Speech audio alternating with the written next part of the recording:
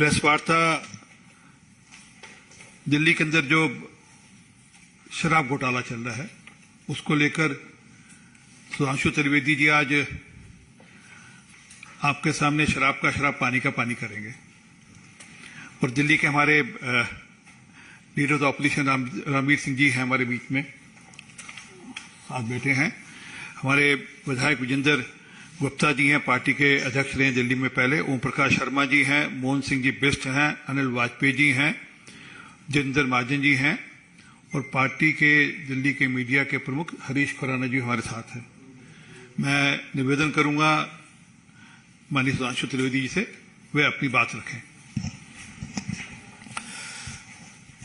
मित्रों, आज की इस विशिष्ट प्रेस वार्ता में दिल्ली विधानसभा के हमारे नेता प्रतिपक्ष और सभी सम्मानित विधायकों को आने की आवश्यकता इसलिए पड़ी कि विगत दिनों जो कुछ भी क्रियाकलाप दिल्ली में शराब घोटाले से ध्यान भटकाने के लिए किया जा रहा था, दिल्ली विधानसभा में विश्वास मत के नाम पर जो अवांछित अनावश्यक प्रपंच किया गया, यद्यपि वो विधायकों को बाहर रख के किया गया, उसके बाद भी विश्वास का संकट दिल्ली में उत्तरोत्तर गहराता जा रहा है, जिसका सबसे बड़ा प्रमाण ये आया कि जब वो एक स्टिंग ऑपरेशन जो आप सभी ने देखा, जो इस प्रकार का था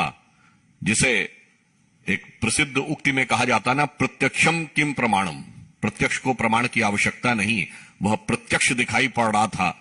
मगर आज यह समस्या क्यों उत्पन्न होती है? क्योंकि जो अपने को यह कहते थे भारत के इतिहास के एकमात्र व्यक्ति हैं अरविंद केजरीवाल जी, जिन्होंने संवैधानिक पद पर बैठकर औपचारिक रूप से यह कहा था कि यदि आपसे कोई मिलने के लिए आए तो उसका स्टिंग बना लीजिएगा जी और हमें दे दीजिएगा, हम उस स्टिंग के आधार पर ही कार्रवाई कर देंगे। पर आप देखिए कि वक्त का बदलाव और चरित्र का बदलाव किसी भी पार्टी और नेता के चरित्र में कैसा परिवर्तन ले आता है कि आज इतने बड़े प्रत्यक्ष प्रमाण के उपरांत भी वो पूरी निर्लज्जता के साथ उसे स्वीकार तो नहीं कर रहे हैं, बल्कि इधर उधर भटकाने का प्रयास कर रहे हैं। इसलिए हमारा बहुत स्पष्ट मानना है, या तो अरविंद केजरीवाल जी इस पर कार्रवाई करें, अन्यथा 7 वर्ष पूर्व दिए गए अपने बयान के लिए सार्वजनिक माफी मांग लें कि मैंने जो बोला था कि स्टिंग के बेस पर मैं तुरंत कार्रवाई करूंगा, वो मेरा उसी प्रकार से बचकाना, अपरिपक्व अथवा मन में विद्वेष रखने वाला बयान था। जैसे मैंने अनेक चीजों पे अपना बयान और स्टैंड पलटा है, मैं आज इस पर भी पलट रहा हूं।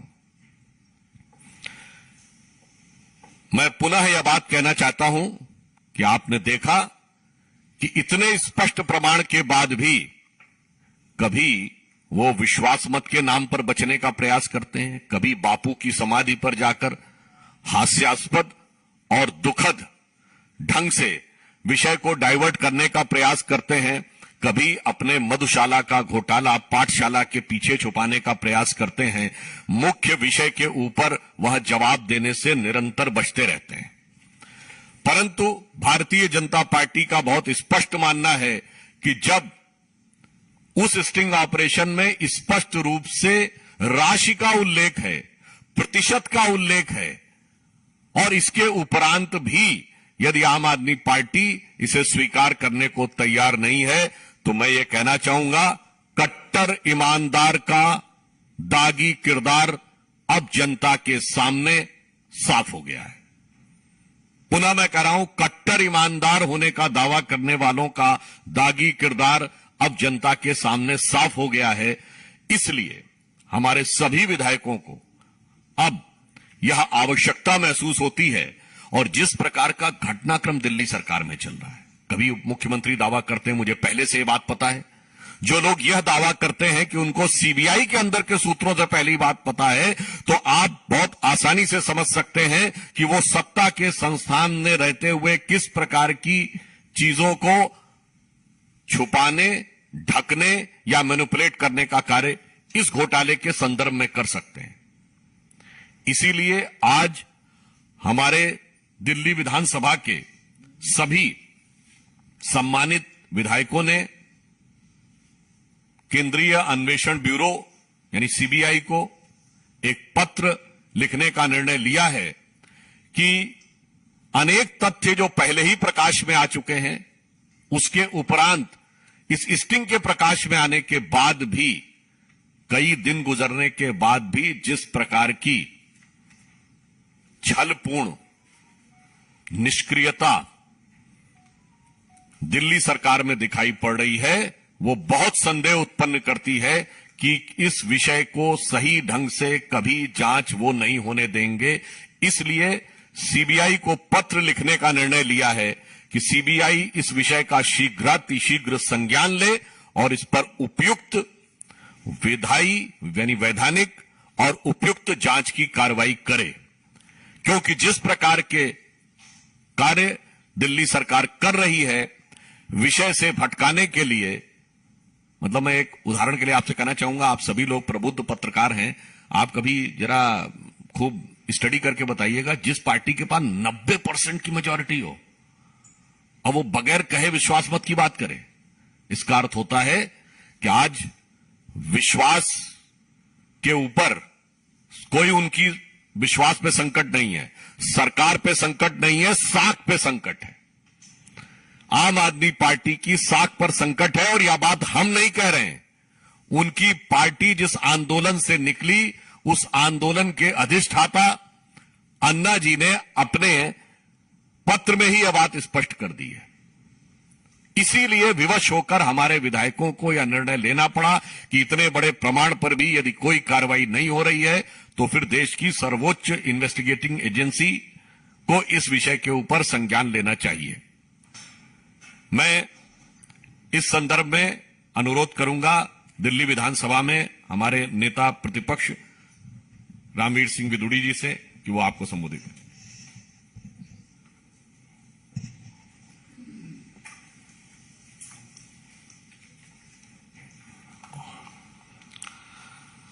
पार्टी के राष्ट्रीय प्रवक्ता और वरिष्ठ नेता आदरणीय श्री सुधांशु त्रिवेदी जी,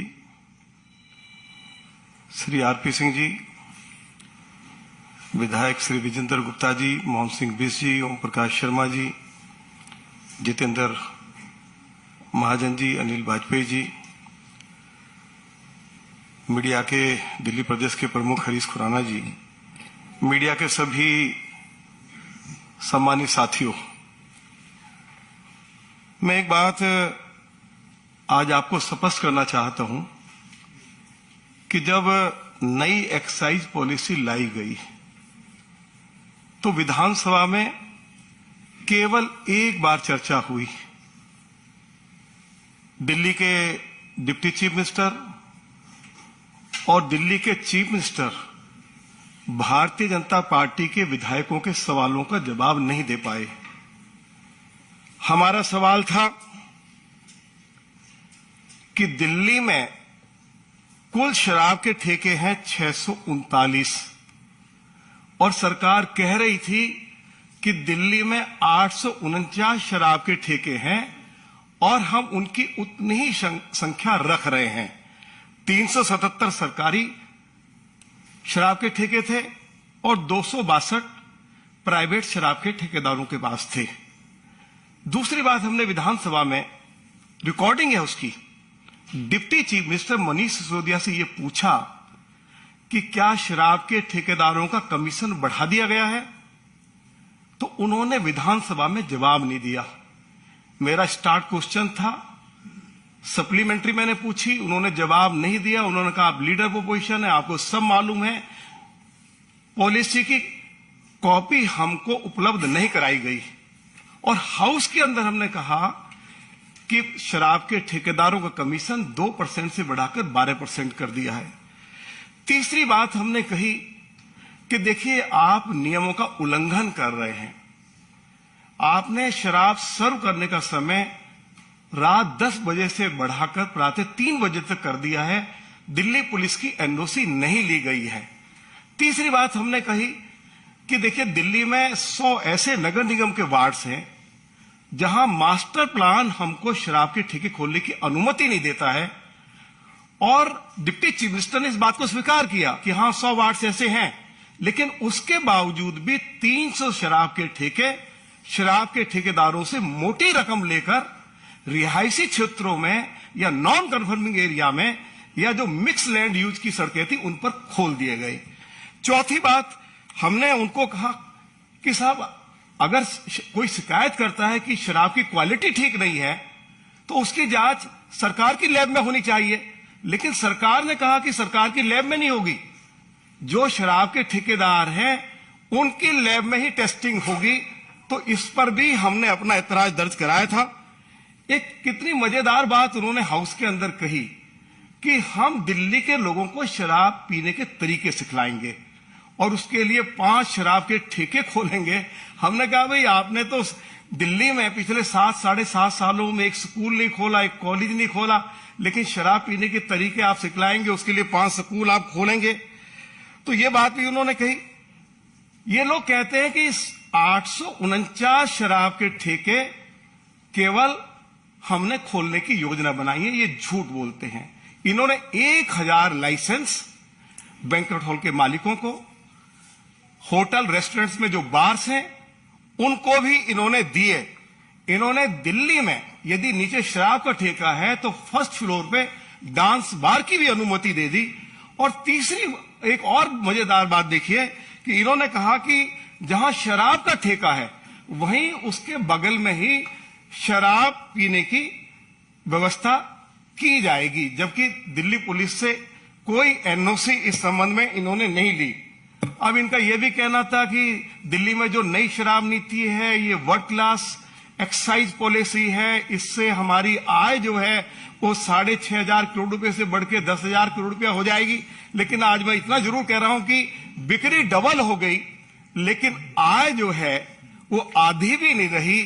अरविंद केजरीवाल, आपको ये तो बताना होगा, जिस शराब नीति को आप कहते थे वर्ल्ड क्लास एक्साइज पॉलिसी है, आखिर उसको वापस क्यों लिया? और जो स्टिंग अभी जो आया है, और जो बात हम हाउस के अंदर कहते थे कि कमीशन 2% से बढ़ाकर 12% कर दिया, जिन शराब के ठेकेदारों को उन्होंने शराब के ठेके दिए उन्होंने स्वीकार कर लिया है हां कि कमीशन 2% से बढ़ाकर 12% किया। लेकिन डिप्टी चीफ मिनिस्टर और चीफ मिनिस्टर भाजपा के विधायकों को इसकी जानकारी देने के लिए तैयार नहीं थे। अब शराब के ठेकेदार कह रहे हैं कि हां 2% से बढ़ाकर 12% हुआ और उसमें से 6% शराब के ठेकेदारों की जेब में गया और 6% जो है वो सरकार केजरीवाल या सिसोदिया की जेब में गया। यही मैं कहना चाहता था। अरविंद केजरीवाल कभी विधानसभा में चर्चा कराते नहीं है, चर्चा से भाग खड़े होते हैं। कभी चीफ मिनिस्टर भी और डिप्टी चीफ मिनिस्टर जो सवाल हमने विधानसभा के अंदर रखे हैं या विधानसभा के बाहर रखे हैं उन पर कभी आज तक उन्होंने जवाब नहीं दिया है। मैं आज जरूर चाहूंगा कि वो हमारे सवालों का जवाब अब तो कम से कम देने का कष्ट करें। मैं यही कहना चाहता था। बहुत बहुत धन्यवाद।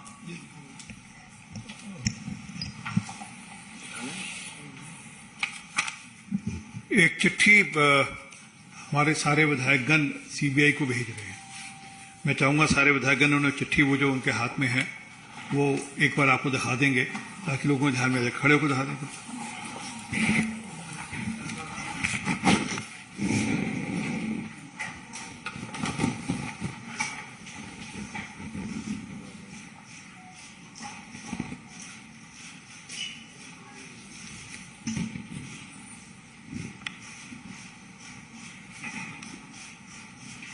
जी धन्यवाद।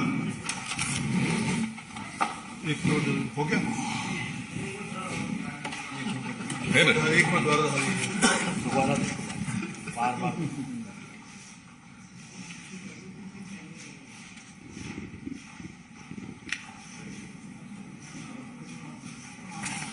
जी धन्यवाद। सुधांशु जी।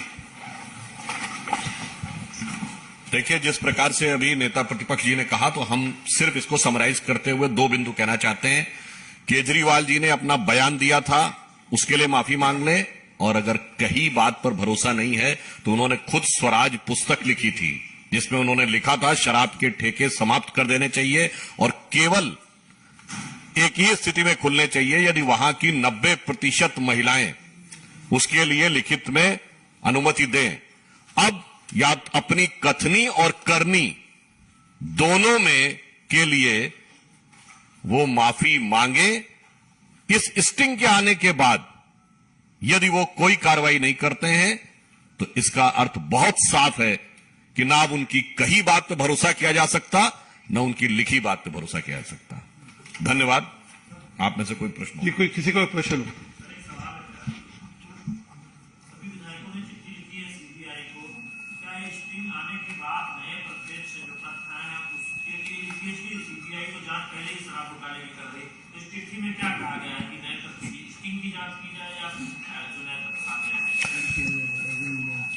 स्टिंग में जो तथ्य सामने आए हैं वो काफी गंभीर हैं और उसमें जिस प्रकार की बातें बहुत स्पष्ट रूप से यानी न्यूमेरिक नंबर्स संख्यात्मक विवरण के साथ संदर्भों के साथ दी हैं, वो निश्चित रूप से एक गंभीर जांच की अपेक्षा करते हैं। तो पूर्ववर्ती, जैसा विदुड़ी जी ने बताया, बहुत सी अनियमितताएं बहुत स्पष्ट हैं जिसका उनके पास जवाब नहीं है। अब यह चीज आने के बाद वो चीज और एक्सप्लिसिट यानी और स्पष्ट रूप में सामने आ गई है, इसलिए इस जांच के दायरे को और व्यापक और गहन करने की आवश्यकता है। और किसी का कोई प्रश्न? जी, धन्यवाद। एक और मुद्दा है। पिछले दिनों में देखा कि नीतीश कुमार जो है बिहार के मुख्यमंत्री, वो दिल्ली आए थे, राहुल गांधी की सहित तमाम नेताओं के साथ मुलाकात की, कैसे देखते हैं?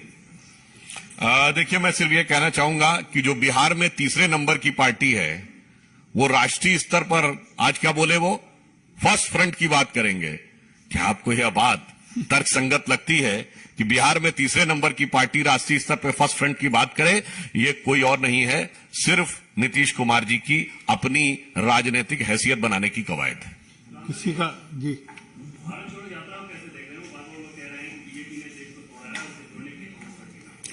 देखिए, जो प्रश्न इससे पूर्ववर्ती था उसका ही संबंध इससे भी है। देखिए, इस समय क्या हो गया है कि विपक्ष में जितने भी नेता हैं सबको अचानक ये लगने लगा किसी को सरकार बनाने से कोई ना उनको पता है, ना उनकी क्षमता है, ना वो ये करने में सक्षम है। केवल उनको अपनी अपनी हैसियत बनाने की कवायद करनी है, फिर चाहे ममता बनर्जी जी हो, केसीआर हो या नीतीश कुमार जी हो। उसी सिलसिले में कांग्रेस ने भी अपनी हैसियत बनाने की कवायद दिखाने की शुरू की है। इसका भारतीय जनता पार्टी से मतलब नहीं है। वो कांग्रेस पार्टी नीतीश कुमार जी को, ममता बनर्जी जी को, केसीआर जी को और चाहे शरद पवार जी को शायद ये दिखाने की कोशिश कर रही है कि भाई हम तो हैं तमाम जगह पे, आप कहां हैं। तो ये विपक्षी दलों का अंदरूनी मामला है और इसका सरकार बनाने से कोई मतलब नहीं, सिर्फ हैसियत बनाने से मतलब है। और जहां तक भारत जोड़ो की बात करने की बात कहते हैं, तो मैं कहना चाहूंगा भारत, भारतीयता और भारतीय संस्कृति के हर जोड़ने वाले तत्व को जिस ढंग से तोड़ने का काम लंबे समय तक कांग्रेस ने अपनी राजनीति में रखकर किया, चाहे वो सत्ता में रहे हों या विपक्ष में रहे हों, सिर्फ वोट बैंक की राजनीति के ऊपर क्षेत्र, जाति, वर्ग, धर्म, समुदाय, भाषा किस पर नहीं तोड़ा है। तो एक ही पंक्ति कहना चाहूंगा कि तुमने बाटे गली मोहल्ले सारे, बाटे आंगन और गलियारे, बाटे मंदिर और गुरुद्वारे, गांव गांव में, खेत खेत में जात पात की म्याद बांट दी। खेतों की म्याद होती है ना, हम समझते हैं। जात पात की म्याद बांट दी तुमने, एक वोट की खातिर देश की हर बुनियाद बांट दी। जी, धन्यवाद। आम आदमी पार्टी आरोप लगा रही है कि पहले उन्होंने एलजी साहब को घेरा था दिल्ली के, अब जो है शिवराज सिंह चौहान पर सवाल खड़े कर रही है कि जो चारा घोटाला, उसमें करीब 2500 करोड़ रुपए का घोटाला जो है वो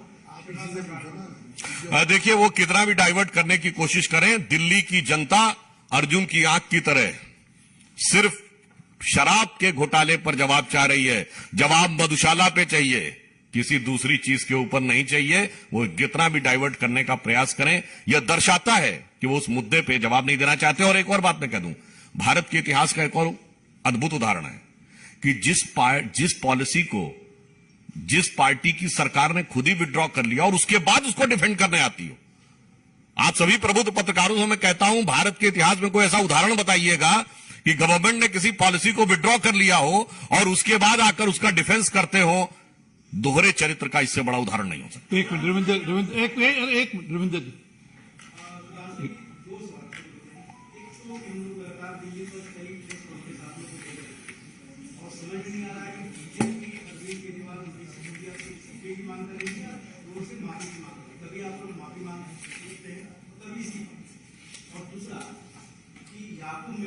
कांग्रेस का नहीं कि हमने अफजल को फांसी लगाया, कसाब को लगाया, कहीं कोई विवाद नहीं हुआ, उसके मजाक नहीं। बीजेपी के समय में याकूब मेमन का हुआ और वहां पर परिवार को सौंप दिया और वहां पर बॉम्बे में विवाद हो गया उसके मजाक को लेकर। उसके बीजेपी आतंकवाद को भी बढ़ावा दे रही, अलगाववाद को बढ़ावा। इस विषय में महाराष्ट्र की तरफ से स्पष्टीकरण आ चुका है, परंतु मैं फिर भी बताना चाहता हूं, ये याकूब मेनन की जुडिशियल किलिंग हुई है, किसका स्टेटमेंट था? अफजल हालात का मारा है, किसका स्टेटमेंट था? मणिशंकर अय्यर और शशि थरूर उनके मंत्री होके बोलते थे। जाकिर नायक शांति का मसीहा था, इशरत जहां बेटी थी, ओसामा जी थे, हाफिज साहब थे। अरे जनाब, इतना आप आतंकवाद के साथ सराबोर हैं और उसके बाद भारतीय सेना पर आक्रमण करने वाले भटके हुए नौजवान थे। इतना ही नहीं, 26/11 का हमला उनकी सरकार कहती थी हाफिज सईद ने कराया और उनके नेता कुछ और बोलते थे। इसलिए आतंकवाद पर उनका चरित्र इस कदर तार तार है कि मेरे विचार से कुछ बोलने की गुंजाइश नहीं है। और आतंकवाद पर जिस ढंग की खतरनाक राजनीति कांग्रेस ने की है, मैं इस बात को विश्वास और दृढ़ता के साथ कहता हूं कि आतंकवाद पर मोदी जी की सरकार आने के बाद जितना प्रभावी नियंत्रण हुआ है कि आज दक्षिण कश्मीर के 4 जिलों के अलावा वो पूरे भारत से ऑलमोस्ट पूरी तरीके से हमने नियंत्रण करने में सफलता हासिल की। पर मैं कांग्रेस से कहना चाहूंगा, इस चीज पे राजनीति मत करिए, ये आग से खेलने जैसी चीज है। और वैसे तो ये आम आदमी पार्टी पे भी लागू होती, क्योंकि शराब के नशे में वो ज्यादा ही है। इसलिए दोनों को यह समर्पित है कि कागज का है लिबास, चिरागों का शहर है। कागज का है लिबास, चिरागों का शहर है। चलना संभल संभल के, चूंकि तुम नशे में हो। धन्यवाद।